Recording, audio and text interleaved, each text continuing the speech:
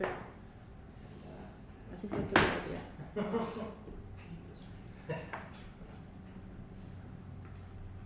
Get that spring grass that they have in the cities.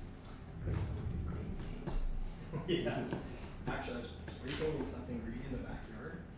The little patch where I had overspray looked nice all year. It was like perfect. Did you ask if there were related items to the agenda? Yeah. Okay.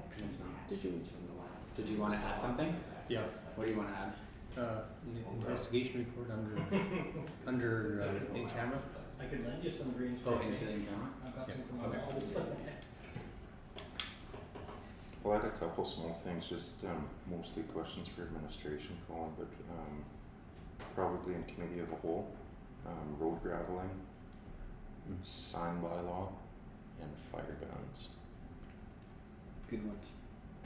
So in your gravel question there, is it regarding some of the potholes on some of the roads or something else? Okay.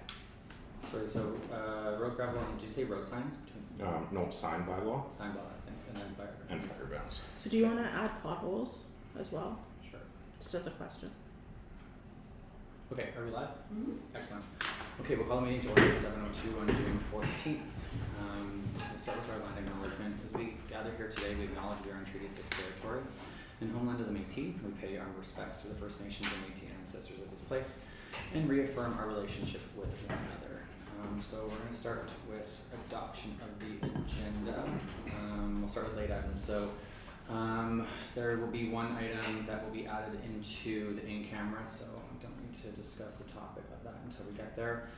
And then under the whole 7.5 Rise and Report will switch to 7.9.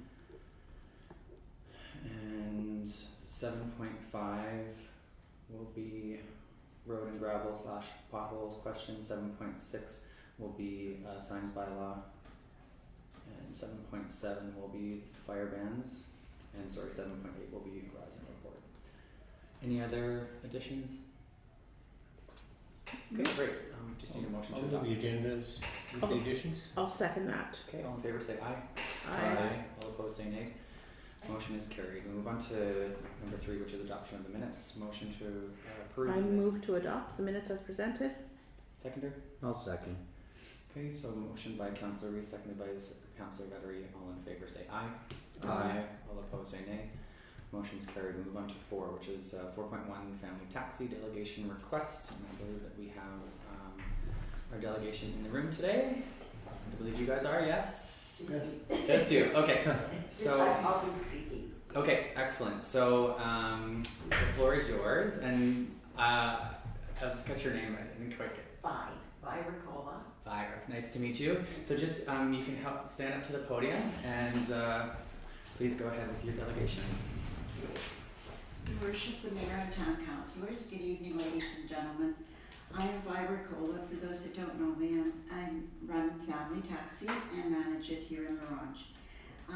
We've been here for 23 years. We came in 1999, and up until the COVID hit, we were doing fairly well, and now we have been having massive trouble getting employees, and especially for our evening shift. And I feel really, really bad because people complain, and they have every right to complain because they can't get cabs in the evening.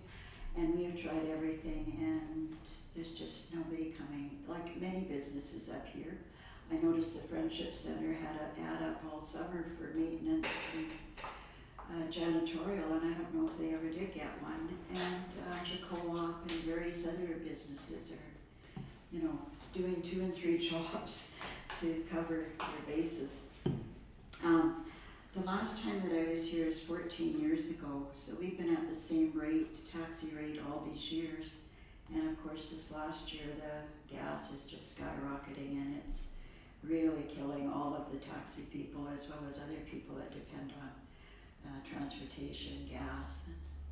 The repairs and labor are, climbing all the time, and now it's taken another jump on gas at 8 cents a liter, and it's probably not going to end there. And every time it does, our goes down. We're just barely making it, and that's it. And so what I'm asking for is a rate increase. The last time our flag went from $3 to $3.50, and we would like it to be at $3.90 and 10 cents for every 45 meters. I've checked with the people that run the cabs in Prince Albert, and they've been at 10 cents every 33 meters for quite a while now, and they are going to city council to ask for increases again, because they feel it's just a waste of time being out there for what they're bringing in. It's really serious. It's right across Canada, you know. So, what else was I going to say? And then our second request was, this is going back a number of years, and it was Family Taxi that wanted the number of plates opened up.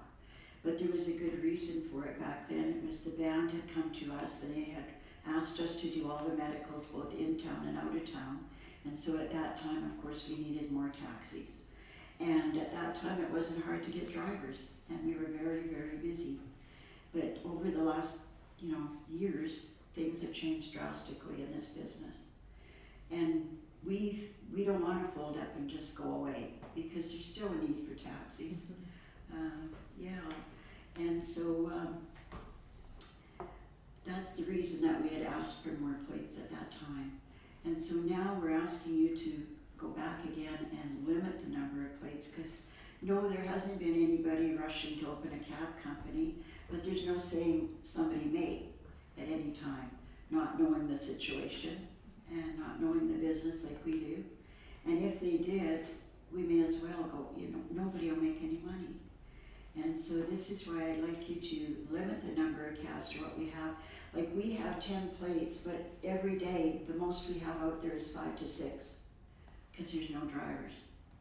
And it's just our same people that have been doing it for all these years, and we're all getting up there, and I'm working 9 years past retirement now.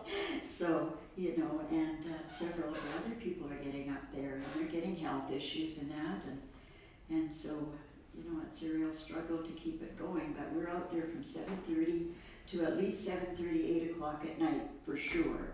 And then after that, we have 1 or 2 people, and they're out there till 10:30. So at this point, that's the best we can do, and I really feel bad about it.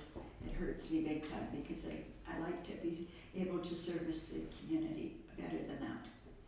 So, and during the pandemic, we were still out there every day, transporting people, taking our chances at picking up COVID.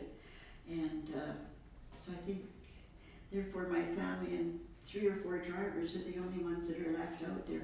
Blues Taxi hasn't been around since last fall. And Bill's Taxi, I think he may have 3 plates, but he's only running it himself.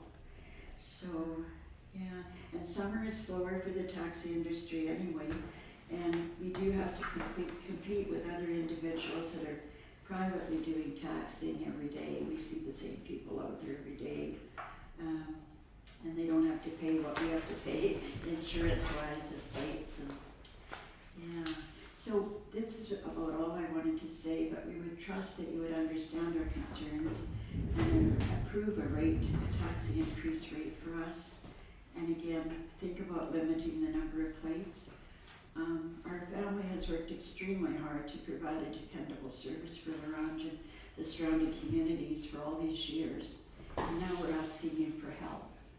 So thank you for your time, and hope you will see our point and grant our requests.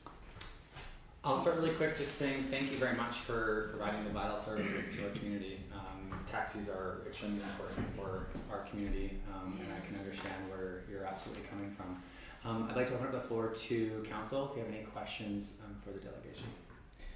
Well, I guess I was here in '99 when you pulled into town, and thank you for all the years of service that you've done. I know historically the rates that do you still have is there an active taxi association, or you kind of all work independently? That would be my first question. No, we don't have. We're just on our own up here.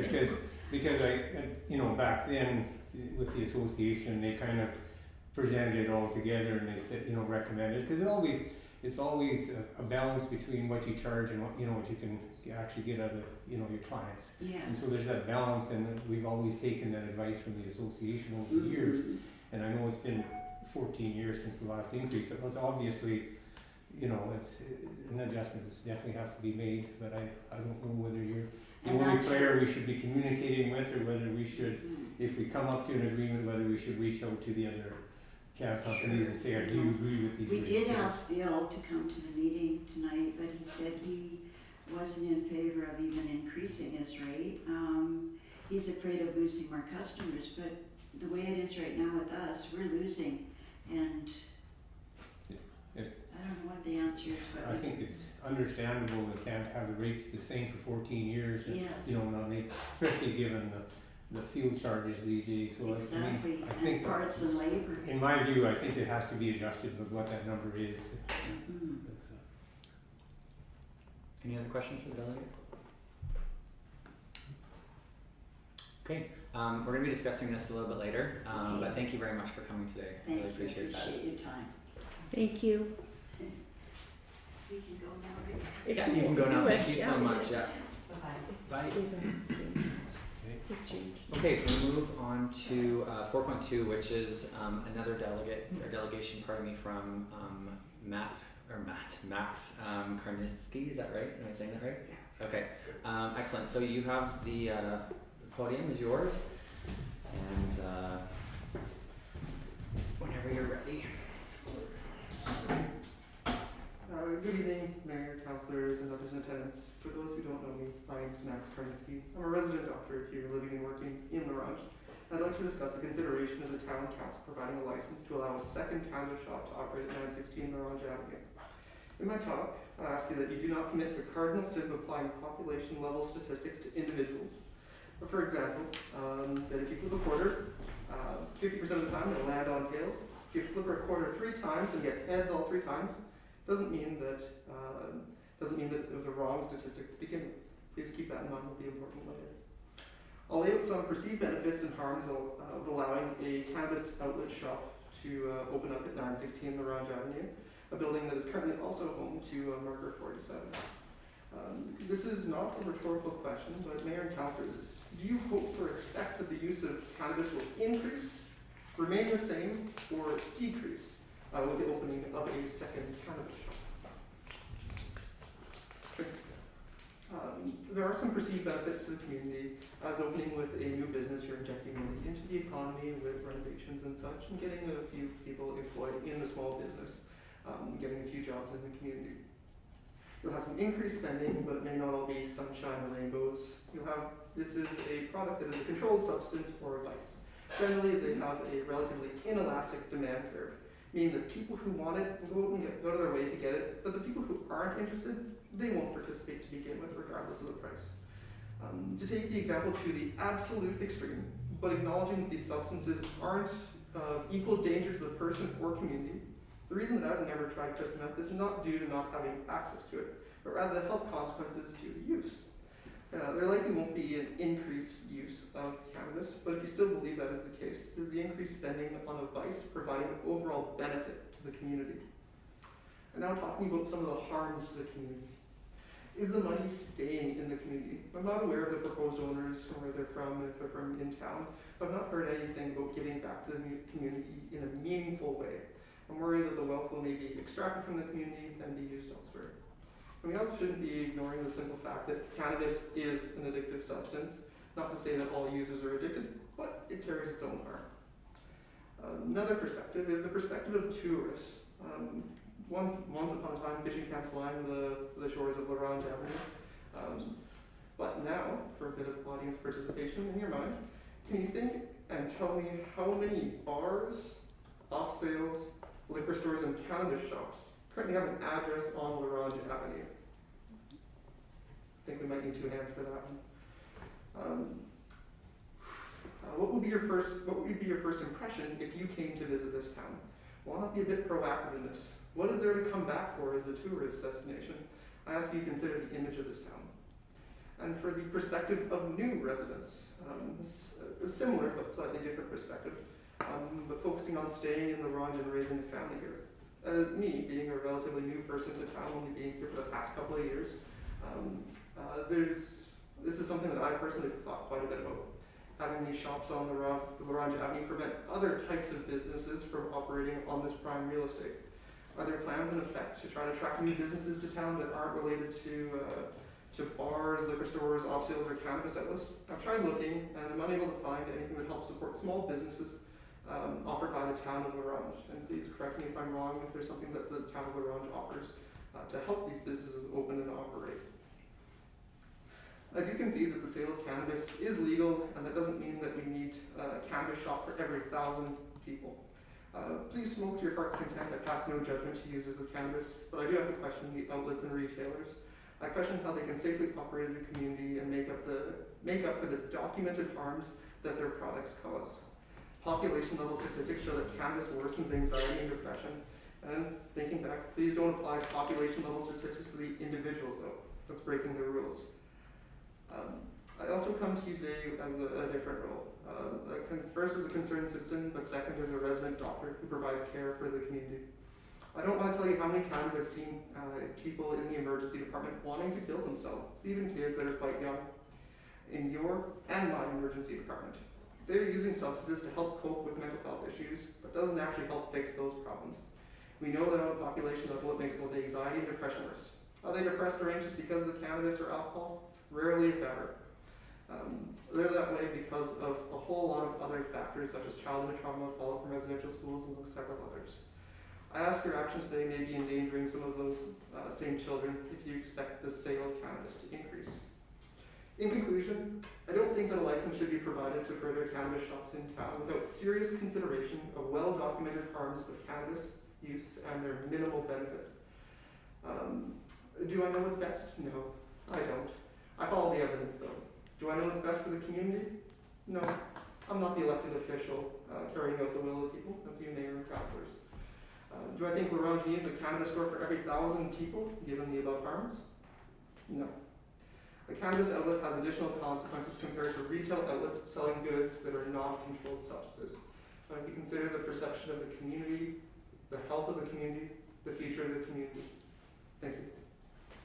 Thank you. Does anybody have any questions for Max? I have some comments. I'd like to say thank you. Thank you for bringing your expertise and your medical know-how to inform us of the consequences. I'm happy, I'm elated that you are here. I do want to remind council of 16 evidence-based, research-based reports that I shared with you on March 21st, 2022 about the problems that a potential cannabis store could cause in the community, such as the density of, high density would contribute to increased consumption and harm. Retail outlet proximity to youth-serving facilities can normalize and increase substance use. Co-use of cannabis and other substances increases the risk of harm, such as impaired driving. Retail outlet proximity to other sensitive areas may negatively influence vulnerable residents, which we know are in the downtown core. Longer retail hours, if so, significantly increases consumption and related harms.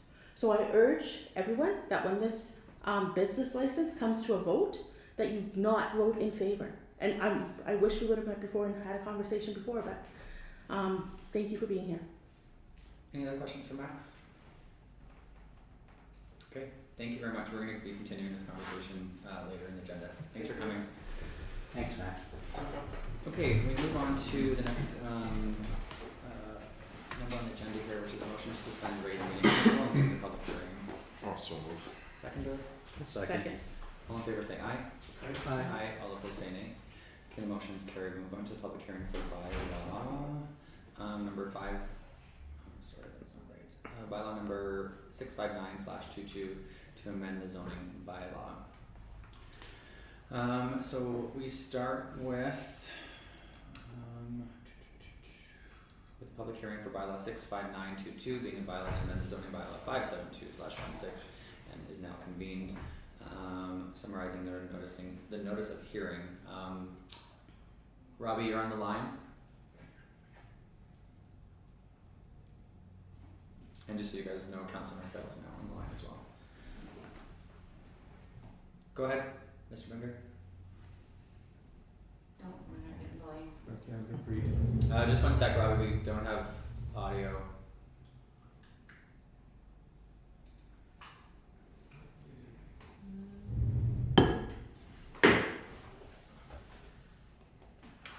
Oh, maybe go over to the, on that mute button there, and then click that arrow on the side. What about by his name?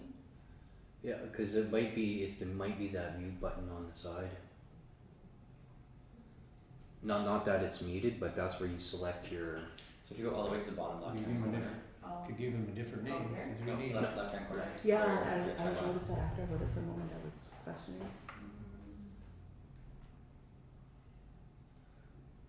See, we would, if it wasn't for Trudeau, we wouldn't be having Try this that, I don't conversation, know. would we? Robbie, can you Yeah, just but speak we for us? gotta make an improvement, I know it's a business, I get that. No. But No. at what cost, like really, like, Well, we brought it in, you know, and we mhm. figured that Canada needed it, just Yeah. because he smokes it. But it's not a treaty conversation, it's a Laurent conversation, right? Like I'm very open and accepting of many things. maybe if we get Jordan to Supportive. speak. But, Jordan, do you want to see if it's Robbie or if it's us? Can you just speak for us? I'm speaking here now. Oh, okay. Yeah, it must be Robbie, your microphone there. Your microphone, Robbie.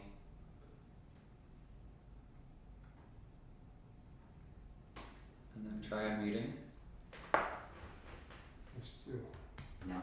No. I don't gotcha.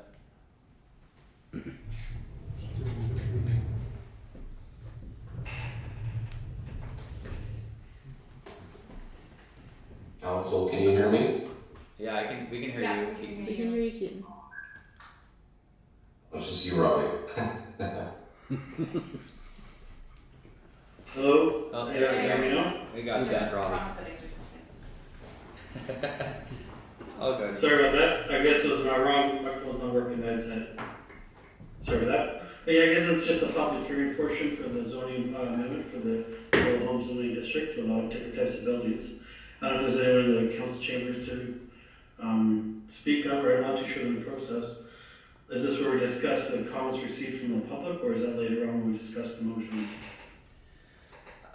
It can be both. So applicant presentation, there's nobody here to present, and then submission from the floor, there's none as well. Applicant response, just if there's any other things that you want to add to this amendment.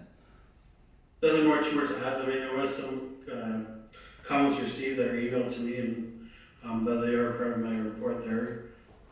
So we can discuss later on. Okay, great. So just need a motion to close the public hearing and resume regular council meeting. I'll move to close the public hearing and resume our regular council meeting. Secondary, I'll second. all in favor say aye. Alright, Aye. All opposed say nay. Okay, motion's carried. Move on to committee minutes and reports. 6.1, which is the Airport Advisory Committee minutes dated February 1st, 2022. Does anybody have any questions about what's presented? There should have been more recent ones than that too. From, They're just not on here because they're not approved yet. Like we did have a meeting, but those are Okay. being in draft now. Got it. Okay. Is there any questions around this report that's provided? Okay, just need to receive and file. I so move. Okay, seconder. I'll second. All in favor say aye. Aye. All opposed say nay. Motion's carried. Move on to 6.2, which is a passenger facility fee request for decision from Jim here. The recommendation from Jim is that council proceed with option A to approve the airport advisory committee recommendations and direct administration to enter into memorandum of understanding with, and sorry, I just realized that this is me, so I'm going to declare conflict. And I'm going to pass the floor to Councillor Hiskey. Councillor Hiskey? okay. Okay.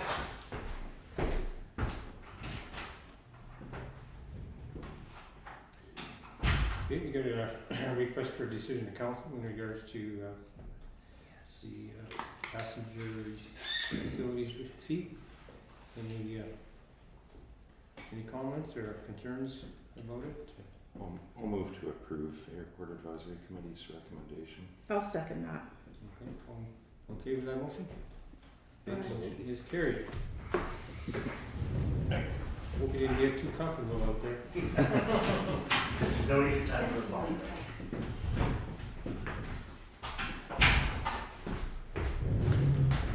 Alright, you have the floor? Have the Yes, floor? we do. Okay, excellent. Okay, we move on to 7, which is committee of the whole. 7.1, just need a motion to enter the committee of the whole. I'll make that motion. Second. Seconded by Councillor Clausen. All in favor say aye. Aye. All opposed say nay. Okay, the motion's carried. 7.2 is just a homeless issue, just an update on, just a verbal update for you guys really quick, to what is being asked of me, from SUMA. I'm currently sitting on a committee, with some councillors, mayors, and also the advocate to SUMA as well. I've been a part of one to sort of, outline what we're doing at our level, and then the next meeting that I've been invited to is tomorrow. So just know that from my perspective, we're trying to lobby different ideas, and right now there's kind of just a blockade of trying to figure out ways of operationalizing a homeless shelter, and they're feeling it all across the province. Some of the things that we may see, there's been some shakeup to the ministry or the ministers down in Regina as well, so that may seem some new things come into play here. But at this point, the only option that is being discussed at that table right now is that looking to private sector, like some of our mines and things like that. So right now it's very minimal. I thought I'd have a little bit more for you before this meeting, but just so you know that that's where I'm at with my lobbying efforts. To try to combat the homeless situation that we have. So do you guys have any questions? It's really not much, and I'll provide a more detailed report tomorrow after the meeting. Was there talk about food security for them, because of the food price increase?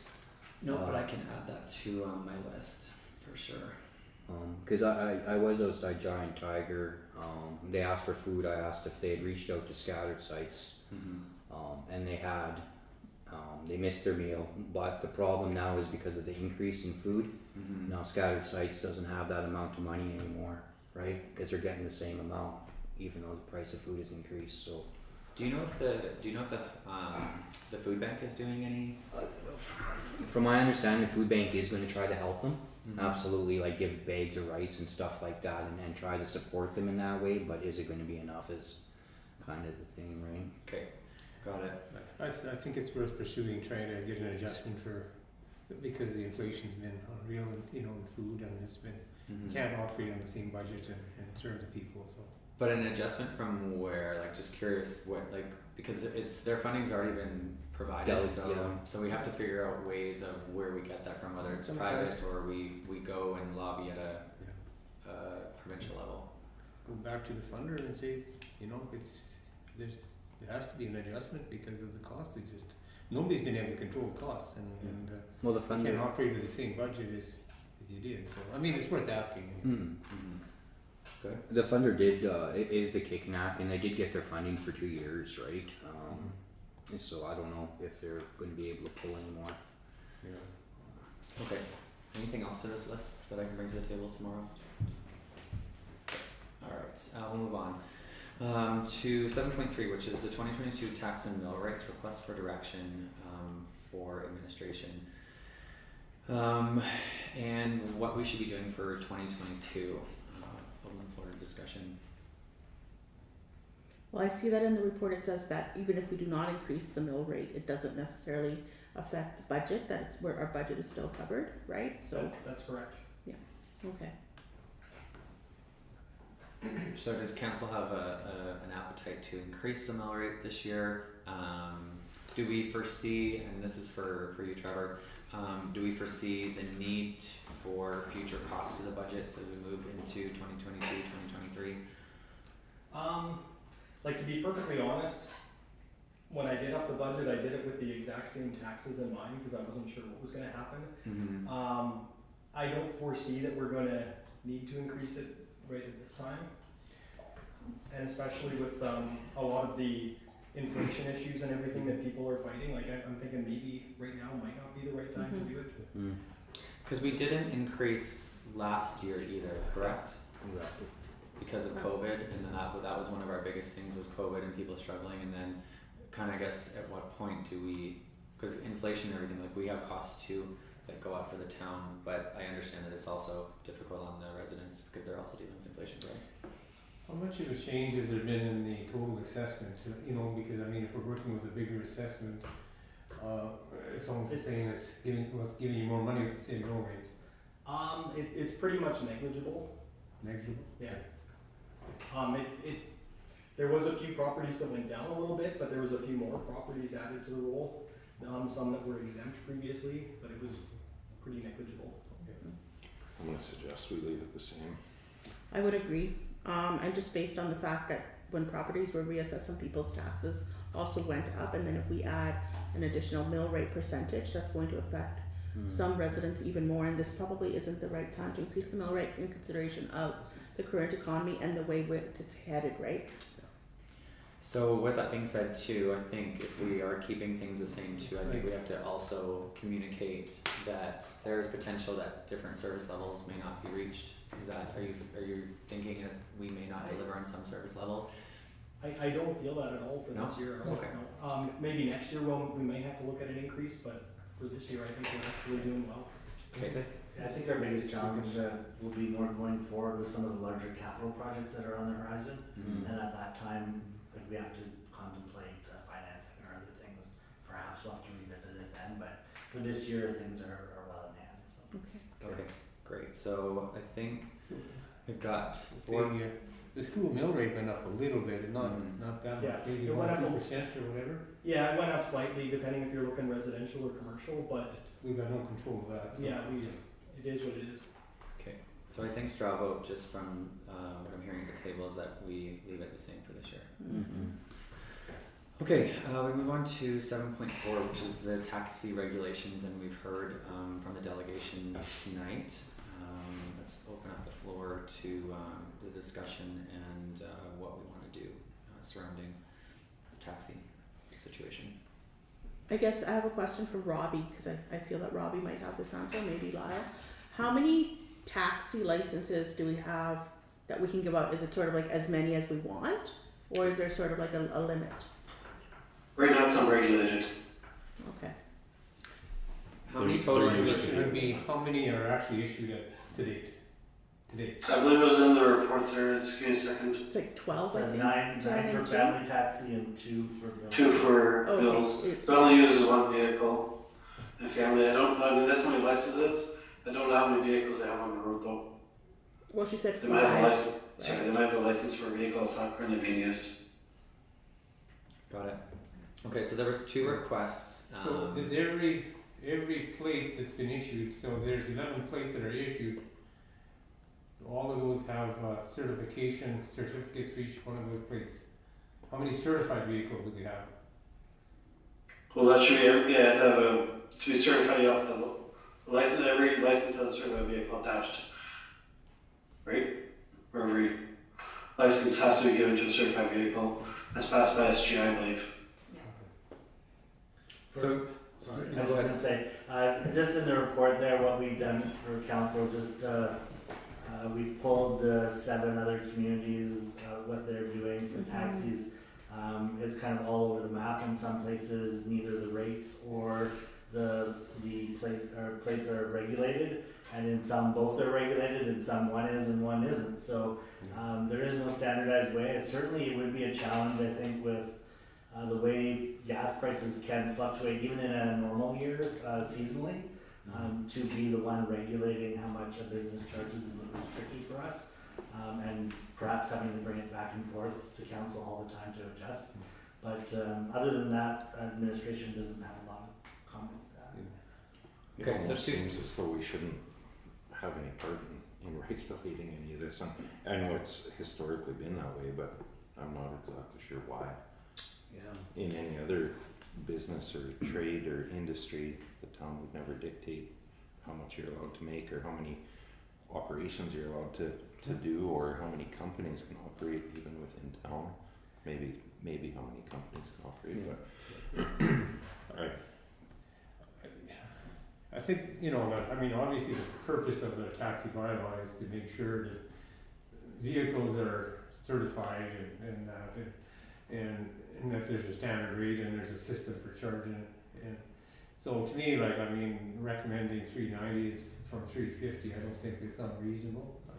I would be willing to support that increase. In terms of controlling the number of plates, I think over the years, you know, deregulating was the right thing to do, and let the market adjust itself is kind of the way the stance that the town took years ago and maintained to this point. I guess it could be debated, but it's like any other industry. And there was a time where the trucking industry, actually somebody had running rights to the launch, and that was challenged in court, and then it was opened up to everybody. And that kind of, once that happened, and it kind of said, well, if the trucking industry deregulated, then why should cabs not be deregulated and let the market adjust the numbers that they can afford to put on the road? I'd definitely be in favor of increasing it to 390 since there hasn't been an increase in, what did you say, 14 years. But regulating the number of plates issued, I don't see how that's gonna fix things because of the fact if they can't find drivers, how is anybody else gonna set up a business and set up drivers? So that doesn't necessarily make sense to me. So I would not be in favor of that. I would agree with Councillor Vetri. Taxis are an essential service. They're a necessary service. They serve the greater good. So in this instance, I would not be opposed to allowing more licenses to exist. And I would be in favor of a rate increase as well. If I were to try and interpret what was being presented, in my view, I think what's being asked is that no further plates aside from what, in other words, some private person that doesn't understand the business comes by and gets a plate and you know, adds to those numbers. I think that's kind of what they're hoping to freeze what's there now, but like I said, that becomes regulating, and I'm sure I could support that. This is a question for council. Does council feel that it's necessary for us to regulate even what the price is? The only advantage to that, and probably the historical reason, was trying to keep a necessary service affordable. I honestly don't know what it costs to take a cab anywhere within town limits. The only other reason that I could think of why it's regulated in municipalities would be maybe to prevent someone coming in, undercutting, killing business, and then jacking the rates up or that sort of thing. That might be the only other reason. But in any other industry, you can't do that. Exactly. Like, the town has no teeth for that. So that's what I'm saying, like because currently in the bylaw it does state that we have that amount set, right? So do we just completely back off from that and deregulate rates and license numbers, or do we just update the increased rate? Because right now that's the only thing that we regulate is the price. We don't regulate the number of licenses, correct? I guess, you know, the purpose of regulating the rates was that, you know, there was distance and all of that, so that basically a little bit to protect the customer as well, so that they knew what they were going to be paying, and meters had to be working, and you know, it was a fair rate of charge. But that's why they were put in place. In what other industry would that fit that the town could dictate how much you get to charge? I would agree with Matt on that. So we have two options here. One, we just remove the rate completely out of that bylaw, or we consider what's or it can be what the delegate has brought to us tonight, or we can change to whatever we want. And she's requested it go to 390 plus 10 cents per 40 meters.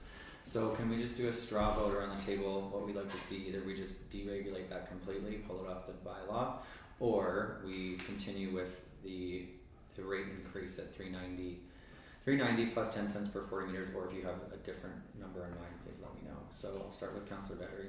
Deregulate. Okay. Councillor Clausen. Deregulate. Councillor Hrdisky.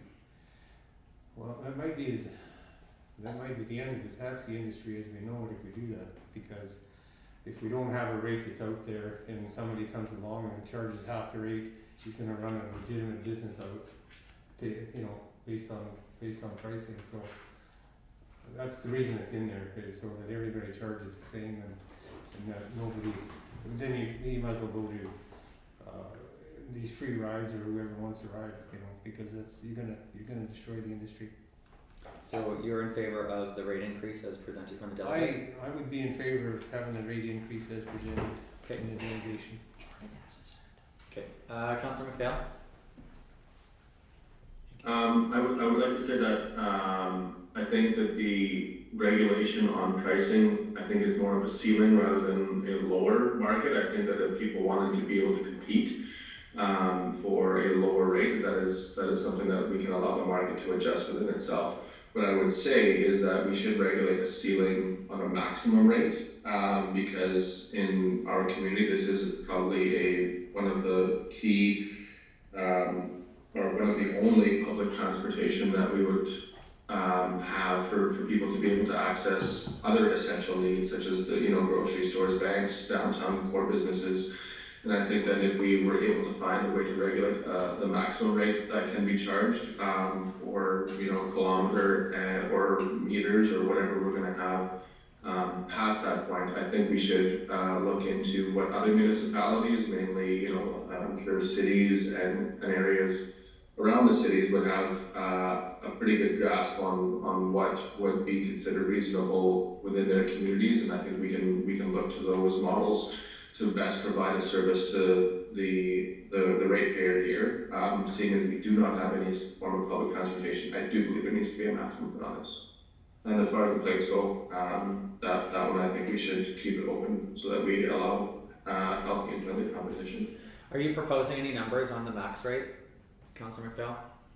At this point, no. I would like to just put the idea forward that if we are going to take a look into a rate adjustment, I don't think that we should take it from a single person or a single business putting that forward, that there are multiple people competing already within our community, and I think that if we are going to talk about a rate adjustment, that we should be consulting all of our current ratepayers as well as looking at what other municipalities are doing. Okay, thank you. Councillor Vettery, Clausen and Hardisty, does that change your decision? No? Okay, and Councillor Reese? So the delegation came forth with a specific request, and that's the response we're looking for. They did not request that we strike down a bylaw. They've requested our approval for a rate increase, and I agree that they, in their line of work, know best as to what will work for them, where they can cover their costs, and at the same time make a profit. So I would be in favor of their request for the increase in their rate. What I'm not in favor of is, I don't feel we should have a hand in limiting the number of licenses. If somebody wants to apply for an additional license, I think that opportunity should be given to whomever wishes to do so. Okay, so you're in favor of the rate that was requested? Yeah. Just one closing comment. Yeah. Just based on what Viviana said, just to clarify, it actually with the bylaw the way it is right now, they can't charge. They've got to charge the rate that's in the bylaw, and allowing them to. If we approve that for them to go up to $3.90, then that doesn't mean that somebody can't come along cheaper than that exists, but that allows them the rate in the bylaw. Is that correct? My interpretation of the current bylaw is that it's a set rate, not a max or a up to rate. Yeah. But certainly, and that's the reason why we come into committee and provide you with some background and some options, is this is your opportunity to make it what you want it to be. You could endorse their request as is, or a variation of. So if we wanted to make it a maximum, like you can charge up to X, we could just reword the bylaw when we prepare an amendment. Okay, so Councillor McPhail, just right now we got 2 for deregulations, 2 for the rate, and then Councillor McPhail, are you 100% on for the max rate and not interested in the deregulation or the rate increase at this time? The rate increase is not, like I said, I don't think it's following due process, so I'm sticking to where I said at the beginning. So if it's 2, 2, and 1 right now, then that's where I would say with that. Okay. So essentially this falls on me for breaking the straw vote here. I'm in favor of what the delegate has come forward with at the $3.90 increase. So that puts majority of the straw vote for the table tonight at $3.90 plus 10 cents per 40 meters because she did come with a thorough report and she's obviously done her homework, so I trust the expert in the field for that. And yeah, she did not ask for deregulation, so and I think that also it puts a little bit of a max rate on there, but also puts a min rate, and I think that's fair.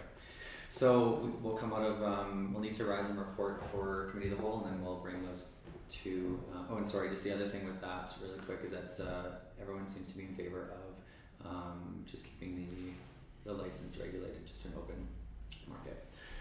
Okay, I need a motion rise and report, please. Also move. I'll second. There are a couple other things in Oh, I'm so sorry. Thank you, Matt. I apologize. So if I can just back that up a little bit, we'll move on to 7.5, which is road gravel and potholes. Let's open up discussion. Go ahead, Councillor Clausen. Just a question for administration, and I see Dwayne, are you on there from Public Works tonight?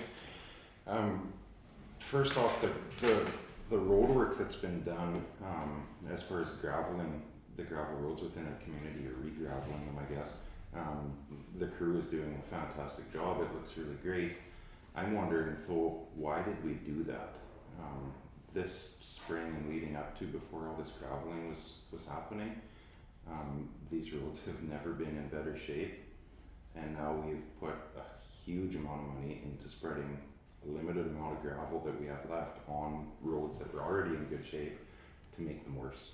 They're all in dust, rocks flying everywhere, washboard all over the place. The amount of time that has gone into placing that gravel, grading it back and forth. Some areas I've seen up to 8 and 9 times already.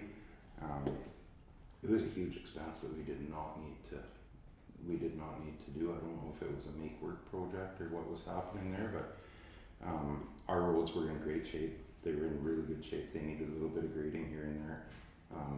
And the total cost of graveling all of these roads within our community, I'm gonna fathom a guess of probably really close to $200,000 by the time we paid for all that gravel, which we only have a certain amount of it left, and pay for a grader to go over it umpteen times and pay employees with a truck and a watering trailer to water them down.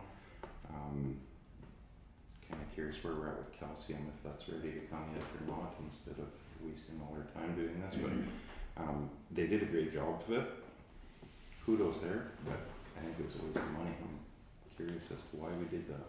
Does administration want to answer? No, Councillor. I'm not sure if Dwayne's able to speak. And I don't mean to kind of slam you here, but it's, yeah, we can hear you. The reason for graveling the roads is in preparation to be calcium next week. So everything we've been putting into the roads is to get them all up to grade where we need them. We had to rebuild the ground on certain places, which involved us to lay more gravel than to extend it past a certain point. So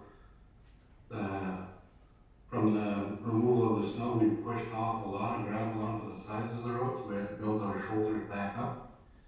But we are scheduled to have them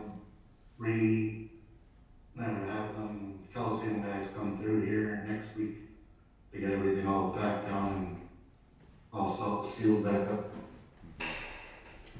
Yeah, and I understand that you have to put some gravel back here and there, or pull the ditches, and that was actually a direction a couple of months ago that maybe that should happen, but it seems quite excessive and expensive.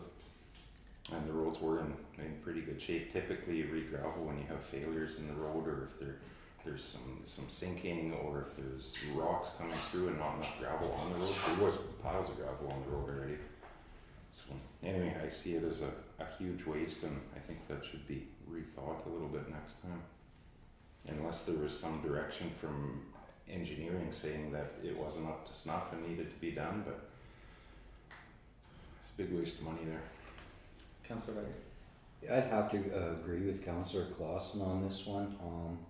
You know, I've been out in industrial grounds for years, and I've seen that road get built up and built up.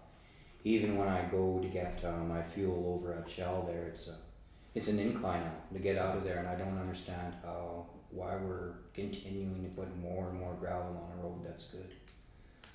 So yeah, thanks for bringing that forward. Another downfall of continually doing this, and it's maybe not noticed as often, but the road keeps getting higher and higher, so all these places that have built their properties multiple years ago, they're getting lower and lower now, and the chances of flooding, we already have very limited drainage in some areas within the community, so that every time this road gets built up, or any roads get built up, it affects all the properties surrounding and floodplains, and it is an issue. I understand where you're coming from, trying to prepare for calcium and whatnot, but I don't think we should be building up the roads every time. It's quite expensive to do, and it has more implications. It looks great, but there's other issues that certainly arise from doing it. Dwayne, just a really quick question for you. Was this in the working plan for 2022 already, or was this just a recent decision?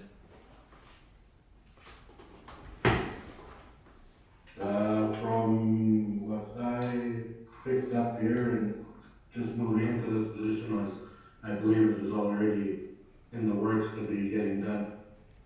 Okay, thank you. That's all I need to know. Okay, can we move on from that?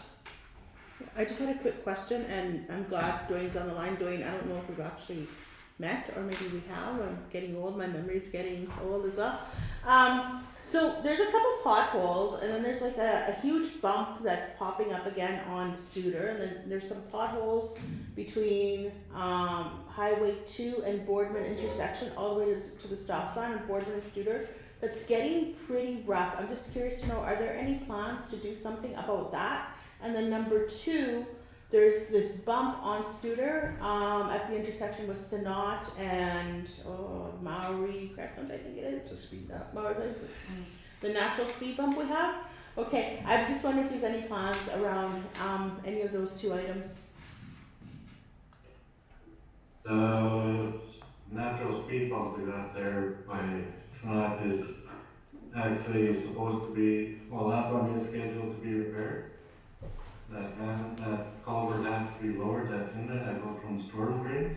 Okay. So that will, I believe it is scheduled to be repaired, that one this year.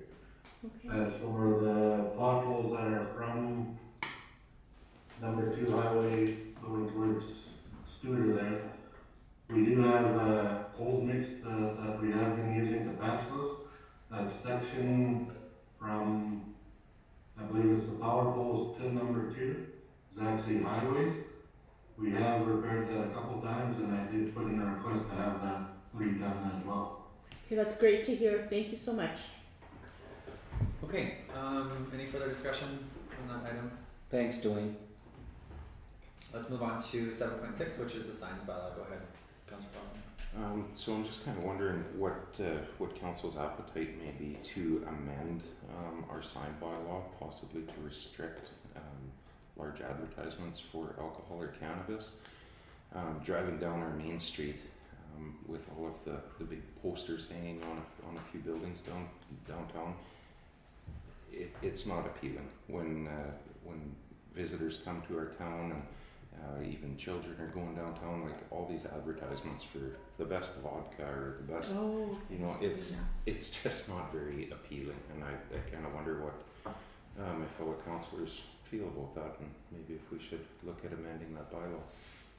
Right, and I think it goes beyond the bylaw. It does go to our strategic plan. We've repeatedly talked about a downtown revitalization, cosmetic, whatever you want to call it, and I'm still wondering when we're doing that, and I think that will go hand in hand with that by making business frontages more appealing, and I think we need to do that. Like, there's no snow now, it's not cold, so I really would like to see some movement on revitalizing, beautifying the downtown, especially with tourist season upon us.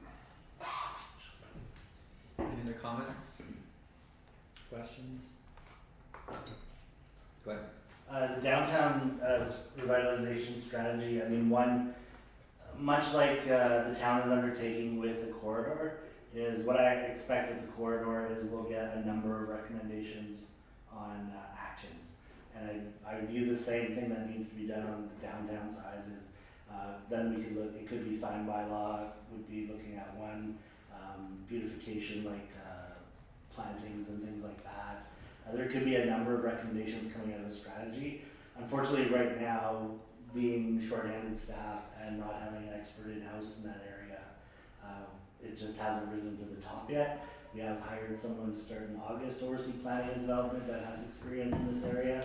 So my hope is just that we can start with that downtown revitalization plan then. And that was what was discussed when we did our strategic priorities session was I could just go spend $50,000 on planters, but it might not really hit the mark as to bang for buck, or what all of council is on the same page with regards to how to spend that money and how to go about it. I'd like to have a plan developed that council endorses and then we go and execute. Councilor Bender? Gee, Robbie could go first, as it was up Oh, first. sorry, Sure. Robbie. Go ahead, Mr. Bender. Heather, yeah, I was just recalling, I think there's a section, signs fall under the zoning bylaw, I believe there's a section in there. I mean, maybe we haven't really clearly enforced it too much, whereas like advertisements as being considered as signs. And I believe there's a section that alcohol, signs promoting alcohol use is prohibited. So maybe there is, or we already have the teeth, it's just a matter of applying that. It's just I don't think we apply, the intent was for advertising was for as a sign, I guess. But it's something we could look at. Actually, if we could get Mr. Bender to look into that, then I think we could have our answer there. Yeah, thanks for bringing that to light. I mean, if alcohol isn't allowed to be promoted, what difference is it with cannabis really, you know, and it should probably be under the same clause in the bylaw, you know? Absolutely, and I had a few residents complaining about it, so that's why I'm bringing it forward. So Robbie, I think just from what I'm hearing at the table today, if you can put that together for next meeting, that would be appreciated. Well, I don't really need to bring it back to council if it's an enforcement thing. Yeah, Unless that's the question if you want me to enforce the rules. Well, Enforce the rules for sure. That's I would say. already in there, let's enforce it then. Yeah. If I'll look into it and enforce it if it is required. If it's not, then we can bring it back and make recommendations. Great, yeah, and if you don't mind, maybe you can just send that to all of council. I mean, I think we have access to that as well. And then, yeah, if we need any further discussion on it, then we can talk about it at the next meeting. Great, thank you. Okay. Sounds good. I had my hand up. Oh, sorry. Okay, so is there anything that we can do in the interim before we actually end up with the outcomes and the recommendations from the report that we're waiting for? And I just want to reemphasize, like, how long are we into this term? What, 2.5 years? No, we're a year and We're a 9 year. months. A year and 9 months. So I've been waiting a year and 9 months. And there's many people like me that have been waiting for a year and 9 months for the downtown to just look nicer. So can we put a call out to businesses? Can we, I don't know, rally a community group? I don't know, like, is there something that we can do? They're short on manpower, though, so to put this. But that's what I'm saying. Is there like a think community there's, group we can rally? Is there? I think I a don't lot of know. a lot of the principles that are gonna come out of that corridor plan, I think, is something that might give us a basis for how to work on the downtown area. Mm-hmm. You know, so I think once we get that report in, I think there'll be some valuable pieces that, you know, just to set the framework in place. You know, so. I think that we can put this to Connor, since you're our community service manager. Is there something that you can foresee that can be done in the short term, interim? Is there any plans for anything to beautify downtown in your capacity right now, or no? We have flowers that are planned to be planted once the weather gets nicer. It was supposed to be this week, but we're not really planting this week. Okay. But in terms of like what businesses are doing for their business fronts or like on the streets, no, not from my department. So what is the plan? Just maybe that will help at least. Right now we are just planting flowers at the parks as we typically would, and then all of the signs around town, like the town of Orange or the park signs. But nothing over and above what we've done in the past, and so we'd be looking for a different way of beautifying downtown. That's not currently planned. What about like the signage? We had a conversation once about uniform signage, more attractive signage. We want to become a touristy spot, do we not? Street signs. Yeah. I don't know, could administration explore costs and, cause I don't think costs haven't even come to this table, right? Where it's like, it's gonna cost, I don't know how much to buy new signs, you know what I mean? So from the strategic plan that we had, that's why it was important for us to have that, because there is a list, right? So if that's something that council wants to change now, we have to look at that list, and it was really important for us to all be involved in that conversation because there was a very lengthy list that our administrator has, so we kind of have to decide what is being done. So you know what? I'll be happy with one thing. Just give me a bone to chew on for a while. And I'll be, no, seriously, like Flowers? but lots of them. Like not just the regular flowers here and there. Like phew, I just right? think we have a downtown revitalization committee with the chair right here. Give me some metal and a cricket and I guess I don't want to sit here and sound like it's a complicated issue. It's not necessarily even that it's complicated, but to form a committee and drum up interest and then do pricing, you know, it's still time. It might not sound like a lot of time, but when you're looking at our laundry list of other things going on, it is. If council wanted to take money out of the 50,000 we had earmarked in the budget and give it to a volunteer group to do a bunch of revitalization and they were comfortable with that arrangement, then I would say go to it. But even to order like a whole bunch of new baskets to hold flowers or signage, by the time we designed and ordered and received them, we're next summer. That's not happening this year. I like the idea of the committee thing. I think, yeah. you know, and I think the committee would be fine, and I think, let's just say by the time you get organized, the season's pretty much over, so I think if we're ready to go for first thing next year, you've still got 2 years of time left, you know, in our term to make some significant improvements. Okay, so to sum up the conversation, it sounds like we need to strike up a committee.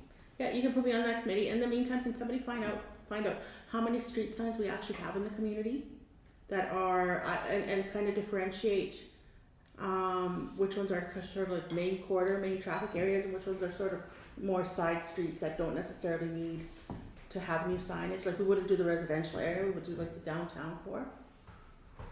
Okay. All right.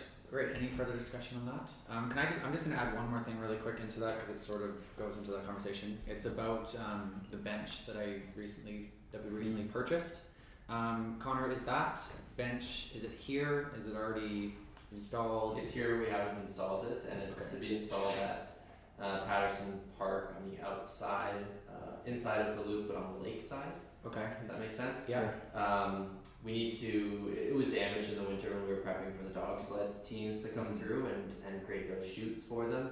We did damage the bench as well as the concrete pad that needs to go on. We're building the new concrete pad, and the bench is planned to be installed soon. Okay, great. So I did talk to council via email, so I want to bring it to the public here. Does council have an appetite for commemorating this bench for a very prominent resident who cleans our streets up and down every day? I just know her, Becky, right? Becky. I don't know what Becky's last name is. Mackenzie. She does an incredible job, and I think at the very least that would be something amazing. Yeah. I think we should put a bench on every block so she can go from bench to bench and clean in between. Yeah. I mean, this could be the start, but yeah, I agree. So does council have an appetite to? I would be in favor of that. Yeah, I would so be in favor of that. I would like to see like a little ceremony around that, you know? Okay. Alright, plaque, and maybe we can, do you have a rough idea when that's going to be installed? Within 2 weeks. Okay. Maybe we can look at having a bit of a ceremony, invite her and as many council members and maybe residents. We can put a call out. Maybe leave with us first, how quickly we can get a plaque or something affixed to the bench. Okay. And then we'll get back to you with the timeline. Perfect, great. And make sure that bench is capable of holding something like that. Yeah, or if it has to be a different bench. If he puts the bench in place, that doesn't mean the plaque's gotta go in that day.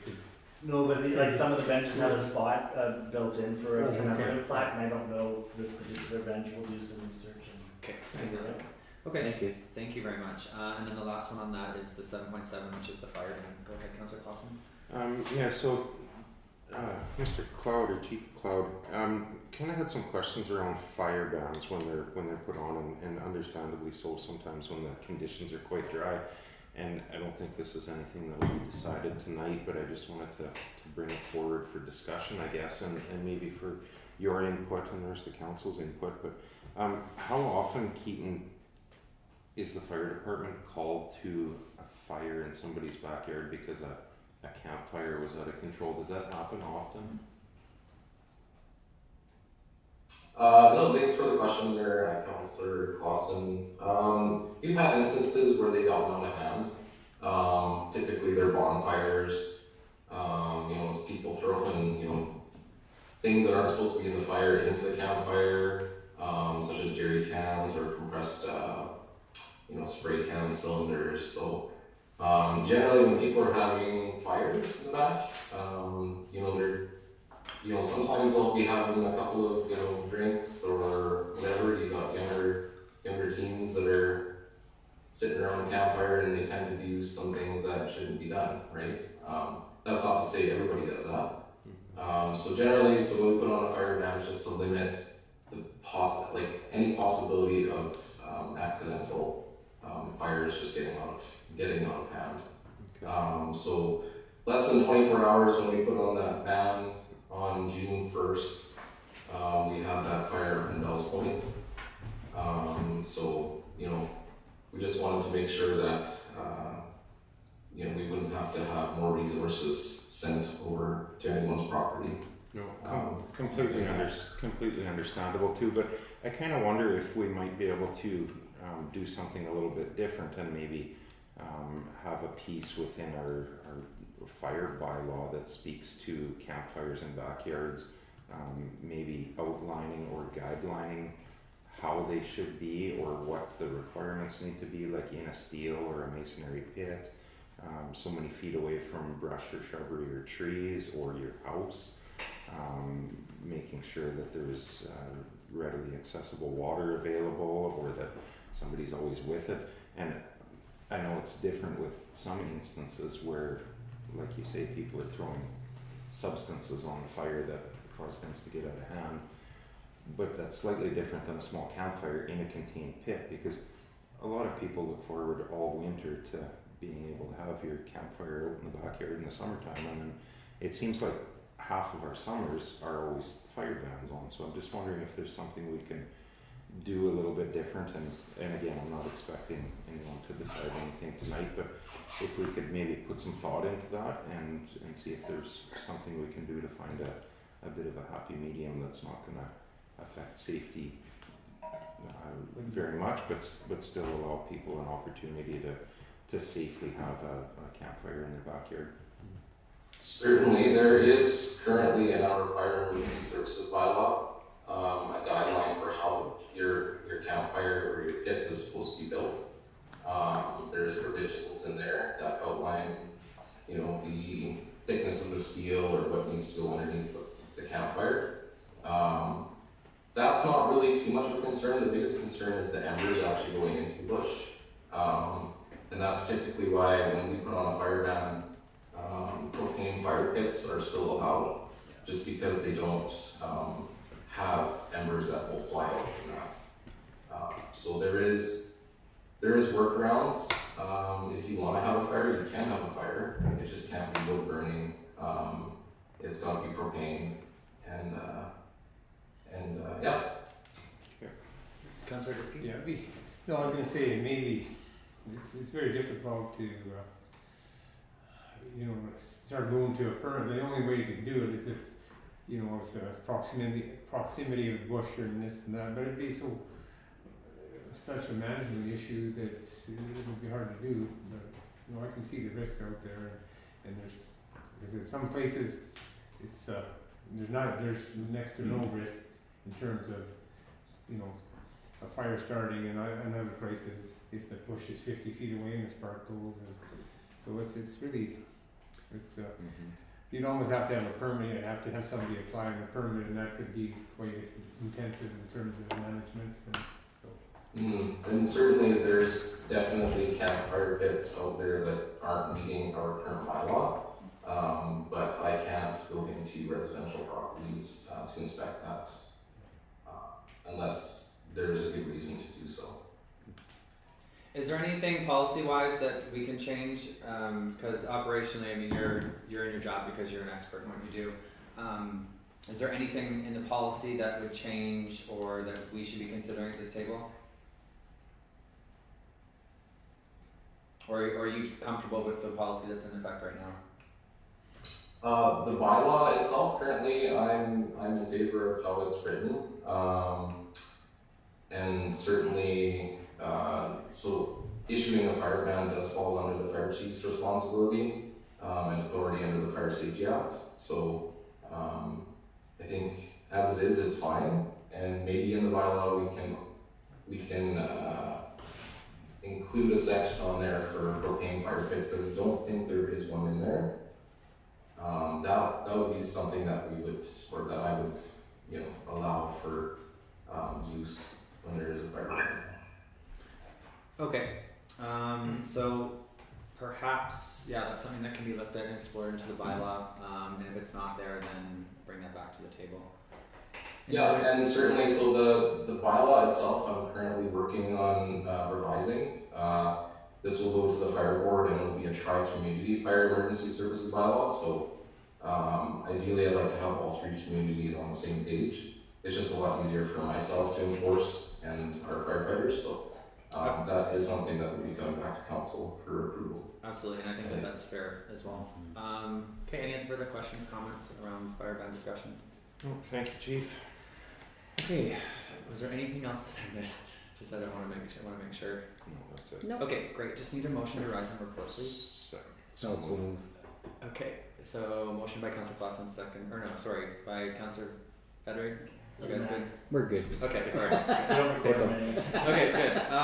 So the first thing that we're going to talk about from the rise and report here is the mill rates. Do you need a delegation if we're not changing anything? No, Mr. Mayor, for any of the items in committee tonight, direction is sufficient. Nothing will actually come into force until we bring the bylaws in front of you, and at that time you'll be considering. Okay, so just a summary for administration. So mill rate will remain unchanged. Taxi bylaw will increase to the rate of $3.90 plus 10 cents per 40 meters. The number of licenses will remain unchanged. Number 3, it will strike a committee for the beautification of downtown, street signs, flowers, etc. 4, a plaque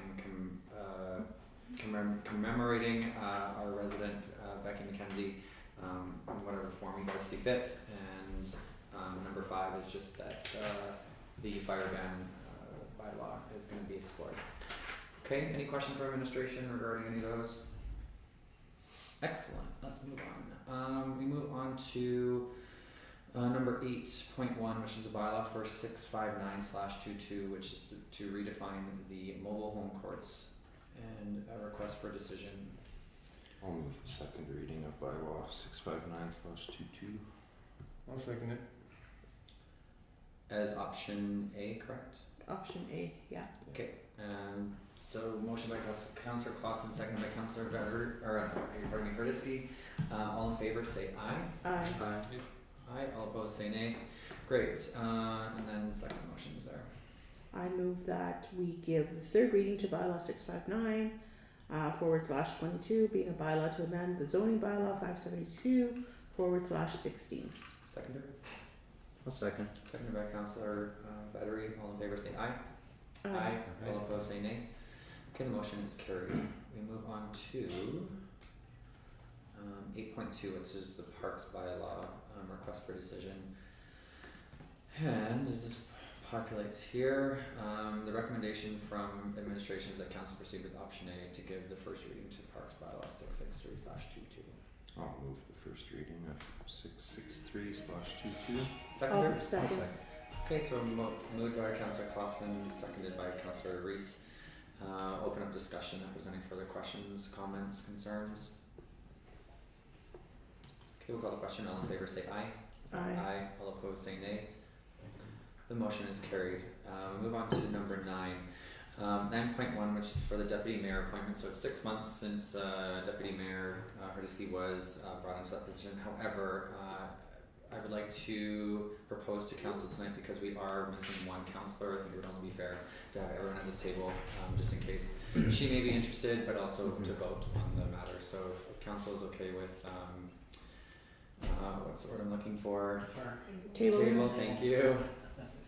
I was actually gonna recommend that, it's a good call. Perfect. So do you want to just motion that for me if you don't mind? Yeah. I'll move that, we table the discussion on the deputy mayor appointment. I'll second that. And just for a date so that it goes to.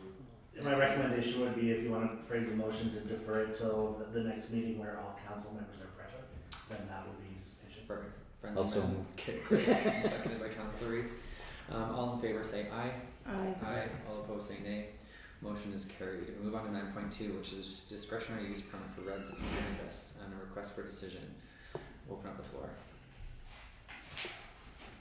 I would speak, but I think everyone is going to, actually knows what I'm going to say, that I do not support this. I don't believe that it will be of benefit to our community. I think it will be detrimental. And again, I reiterate that if someone chooses, or it has been prescribed by a medical physician, that cannabis would be beneficial to their personal health benefits, I have no objection to that. I do have an objection to cannabis just being available to anyone at any time, and we already have one cannabis store, and I think that's sufficient for our community. So ready? The argument was it being available for kids. You do have to have a driver's license or some kind of ID to purchase alcohol or cannabis, just like alcohol.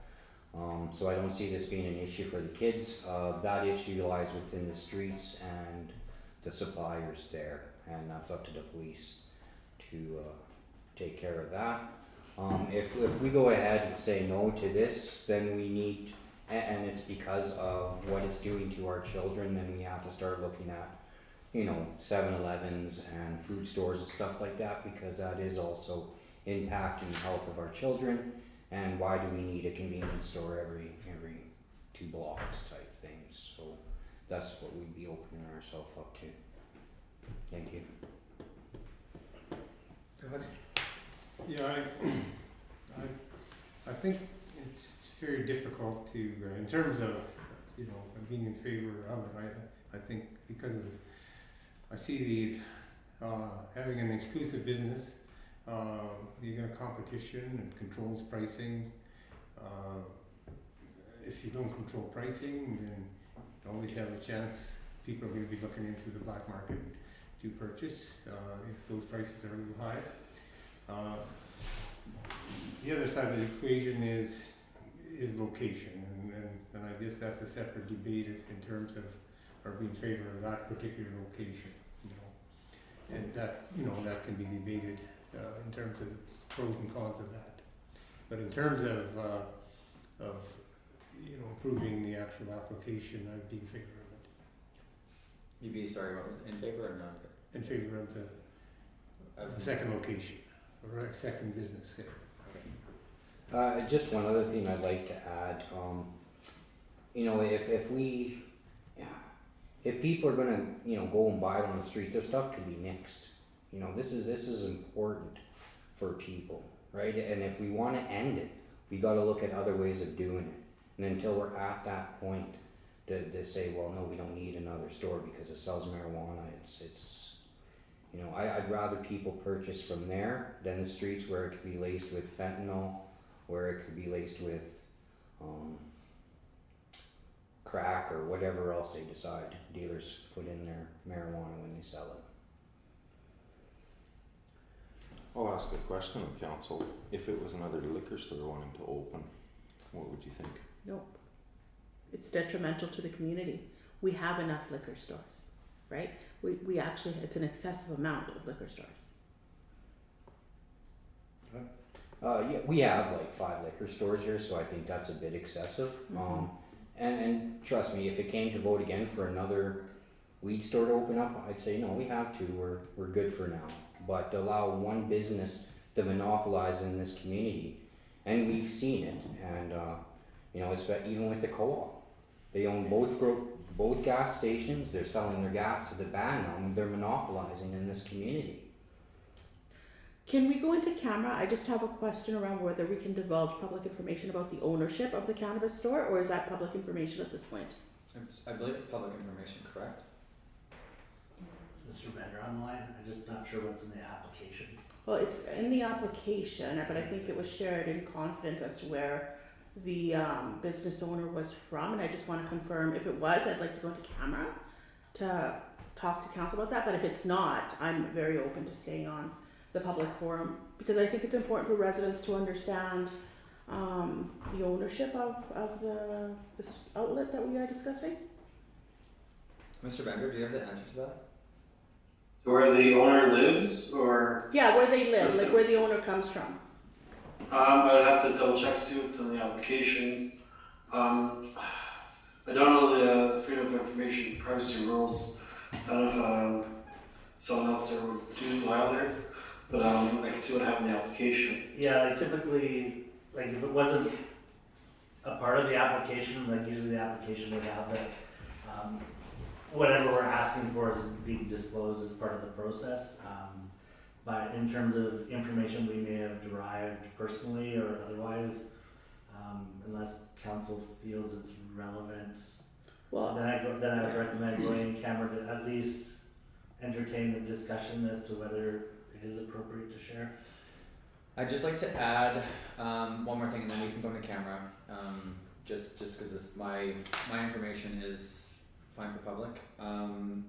Couple things that I do want council to be aware of, and I don't know where I sit on this yet, but I do want some information passed along to council. One is I don't believe that any business in any place, whether it's here, big city, anywhere in the world, should have a monopoly on any product. And one of the reasons that came up from our delegate today was giving back to the community. And I'll give you guys an example of what's happened is that the one store that is here now has said that they have been giving to the community, which they have not, until another business was coming along, and then they haven't given to community groups. So little things like that, we've seen from the letters that have come from other communities that this particular business wants to open up, that they are giving back to the community, and this is now forcing the only business that's in town to be giving to community groups as well, which I have not seen until this year. So competition is very healthy, and as we sort of talk about access to it, do I think that there should be 3, 4, 5, 6? No, but do I think there needs to be a competition to the only monopoly in this community? That's where I would say yes. When we look at alcohol, there's a lot of outlets, and that, in my opinion, there's too many, but that's beyond the realm of what the decision can be made here. But when we look at cannabis and competition, it does a really good thing because it's in the community anyways. It's been legalized, and it can do good things if there's competition. We'll come to Robbie and then we'll go to camera. I just want to make a comment in regards to the application. Yeah. Council's already in favor of having a second cannabis store in LaRange. So if we're discussing about the location, we should look at the community feedback. But I mean, if not those locations, then what would be a suitable location? There's the conversations have been about having cannabis in the town already, but the council has already approved a second store to be established. I'll correct that, Robbie. Council was in favor of putting this out to public notification. For a public, and we talked about a public hearing, did we not? Or are we still? No. No? Previously, the applicant came to council and made a request to have a second cannabis store, in which in fact council gave permission to have a second cannabis store named Red's Cannabis in LaRange. Well, some members of council. It was directed though to allow the advertisement process, or that council would consider and still have that process in place, so that if residents wanted to bring up concerns that was possible. That was my understanding of that intent. Based on the location, right? The exact location wasn't brought forward. First, they asked permission to say if we would allow a second cannabis store. The council said yes, we would, and now they've gone back and say, okay, this is the location we'd like to establish, and then that's where the discretionary use comes to play. So essentially, that's what we're deciding tonight, is whether that location is, we're approving the location or we're not approving the location, correct? The way I understand it, yes. Okay, great. Go ahead. I'm gonna ask if council wants clarification to recess and go into camera. Okay, great. So just a motion to go into camera, please. I'd like to move to go into camera. Seconder? I'll second. All in favor say aye. Aye. Aye. All opposed say nay.